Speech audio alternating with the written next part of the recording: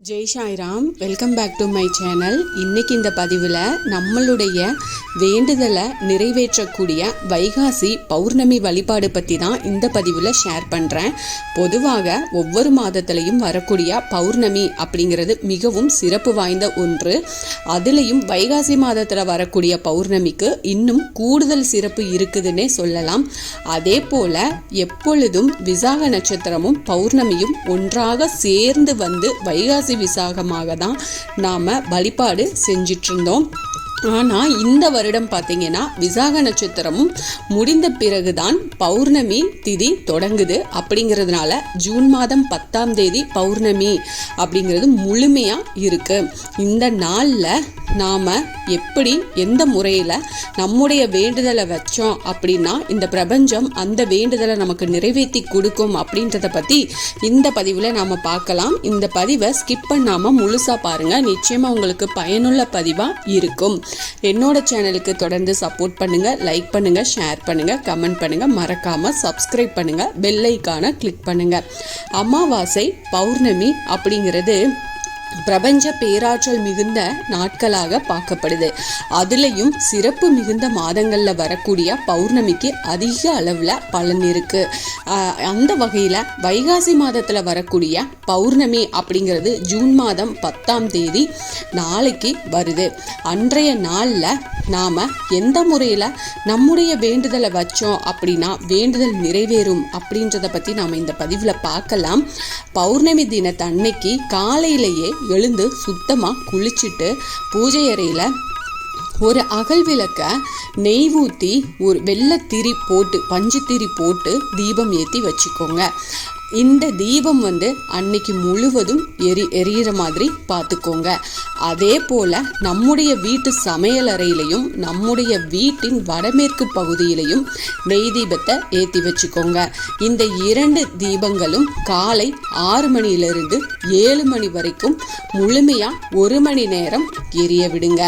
அடுத்ததாக அன்றைய தினத்தில் நம் அணியக்கூடிய ஆடை வெண்மை நிறத்தில் இருக்கிறது ரொம்ப சிறப்பு வாய்ந்தது. அதாவது உங்ககிட்ட வெண்மை நிற ஆடை இருக்கு அப்படின்னா நீங்க தாராளமா அந்த ஆடையை உடுத்திக்கோங்க.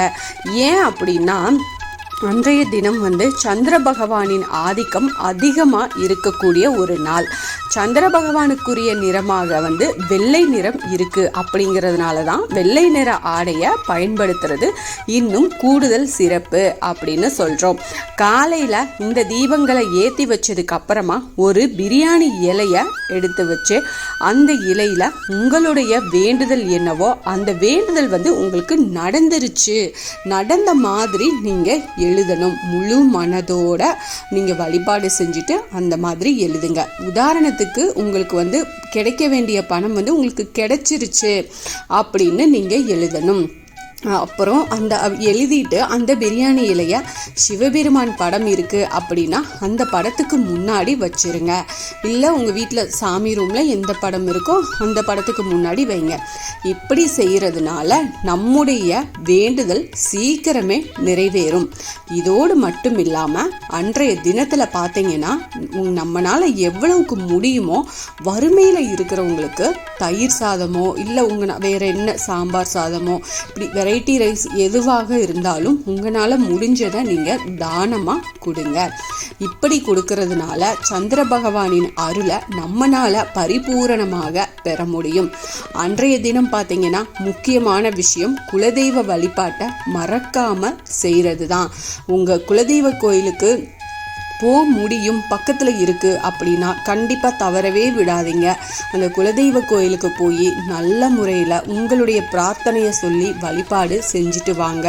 நிச்சயமாக உங்களுக்கு முழுமையான அருளை பெற முடியும். அந்த பௌர்ணமி தினத்தன்னைக்கு நீங்கள் குலதெய்வம் கோயிலுக்கு போகிறது அவ்வளவு சிறப்பு வாய்ந்தது. இந்த பௌர்ணமி தினத்தில் இந்த முறையில் நாம் வழிபாடுகளையும் வழிமுறைகளையும் பின்பற்றிட்டு வந்தோம் அப்படின்னா இந்த பிரபஞ்ச பேராற்றலை விரைவிலேயே நம்மளால பெற முடியும்.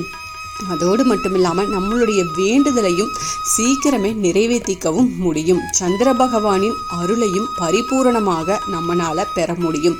அவ்வளவு மகிமை வாய்ந்தது இந்த பௌர்ணமி. அதனால நீங்கள் உங்களுடைய பிரார்த்தனைகள் முக்கியமானது எந்த விஷயமாக இருந்தாலும் அதை நாளைக்கு தவற விடாமல் அந்த பௌர்ணமி தினத்தை பயன்படுத்தி அந்த வழிபாட்டு முறையை நீங்கள் செஞ்சுட்டு வாங்க. நிச்சயமாக உங்களுக்கு கை மேலே பலன் கிடைக்கும். நம்பிக்கையோடையும் ஆத்மார்த்த பக்தியோடையும் இதை செய்யும் பொழுது உங்களுக்கு நிச்சயமாக கை மேலே பலன் கிடைக்கும்.